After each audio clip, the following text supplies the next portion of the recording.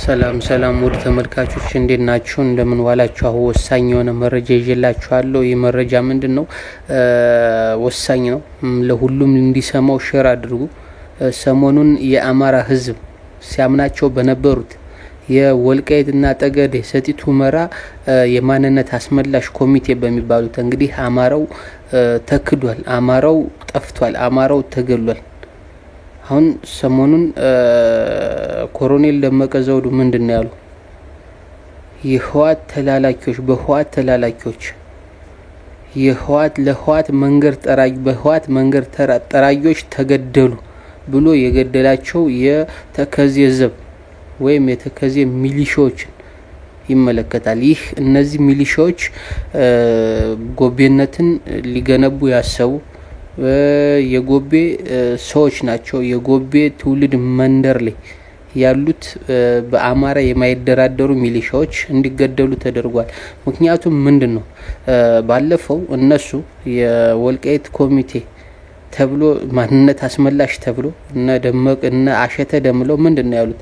ዘመነ እንግዲህ ከህዋት ጋርና ከሻቢያ ጋር ያለ የለም። ነገር ግን ጀነራል ተፈራ ማሞ ከትግራይ ህዝብ ጋር ከትግራይና ከኤርትራ ህዝብ ጋር ግንኙነት እስካሁን አልጀመርንም፣ ነገር ግን ለወደፊቱ መጀመር አለብን ተነጋግረን የኛንም የነሱንም በማይጎዳ መልኩ የኛን ባስጠበቀ መልኩ የኛን ወልቃይትና ራያ ቀይ መስመራችን እንደሆኑ ገልጾ ይህን ነው የተናገረው። ነገር ግን እነሱ ቀይረው ህዋትና ሻቢያ አሉት።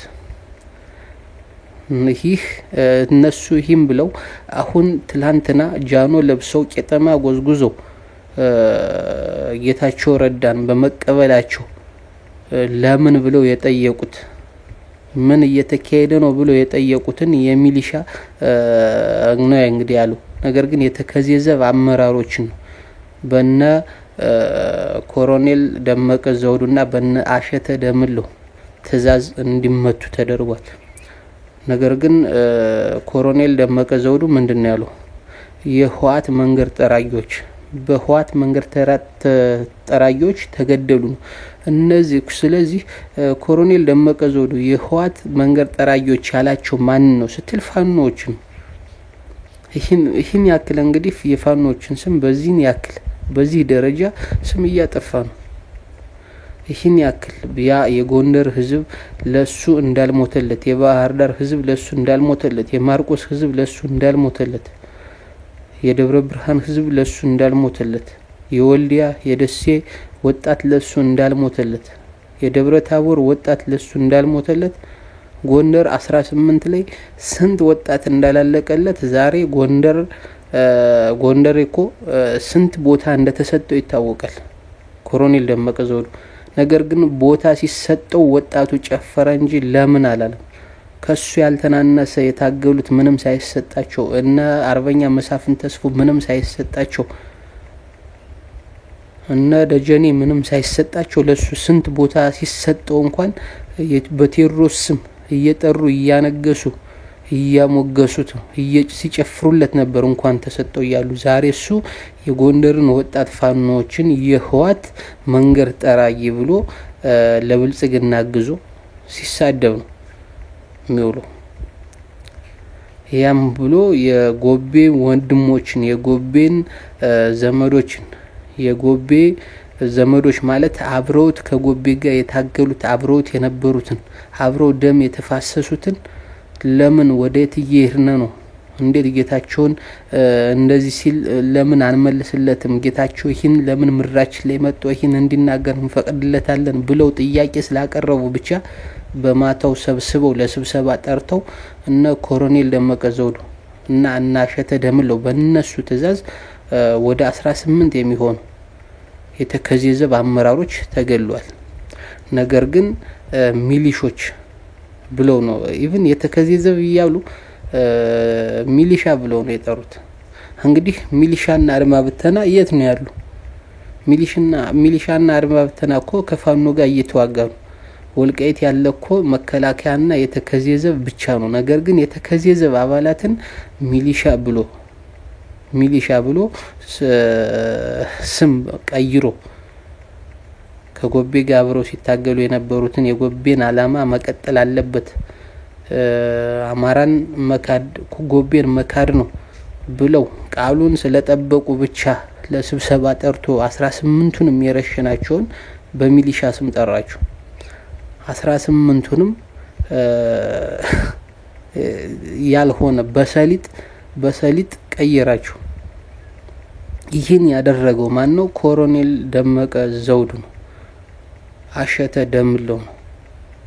እና ስኳዶችም አሉበት። ስኳዶች እና ደስዬ ደጀንም አሉበት እና አረጋ ከበደን አሉበት። እነዚህ ለማጥፋት ሲባል አሁን እነ ኮሎኔል ደመቀና እና አሸተ ደምለው ምንድነው የተነጋገሩት? ወልቃይትን አሳልፈው ለመስጠት በአብይ ትዕዛዝ ለመስጠት እንግዲህ ምን ማድረግ አለበት? አይ እኛ አሁን እንደዚህ ብንል እነዚህ ሰዎች አይፈቅዱልንም ብለው በመናገራቸው ምክንያት ጌታቸውን ወደ ሁመራ ጋብዘው አጀንዳ አስይዘው በማታው ስብሰባ ብለው ጠርተው ገድለው ከምንም ከዜና ሳይቆጥሩ ከዜና ሽፋን ሳይሰጣቸው እንዲቀበሩ ተደርጓል። ምንም ማለት ፕሮፓጋንዳ ነው የተሰራባቸው በእነዚህ በ18ቱ የተከዜ ዘብ አባላት አመራሮች። ስለዚህ